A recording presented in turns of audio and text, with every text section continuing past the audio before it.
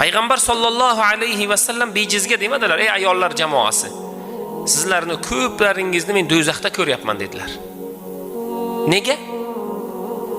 Hamma ayollarni, taqriban hamma demaylik, ba'zi ayollarni eriga aytadigan gapi shu: "Sizga tegib nima ko'rdim" deydi men. Bo'ldi, mana shu joyda masala tugaydi. Nega? Alloh taolo ularni mana shu ishlari uchun, gaplari uchun Alloh taolo ularni do'zaxiylardan qiladi. Unga tekkanidan keyin nima bo'ldi? Farzandli bo'ldi. Har bir insonning maqsadi shu, masalan. Qaysidir yutuqlarga erishdi. Holatlar bo'ldi, yaxshiliklar bo'ldi, fazilatlar bo'ldi. Nima ko'rdim deydi. Mana shu ularning noshukurliklari, isyonlarining sababidan Rasululloh nima dedilar?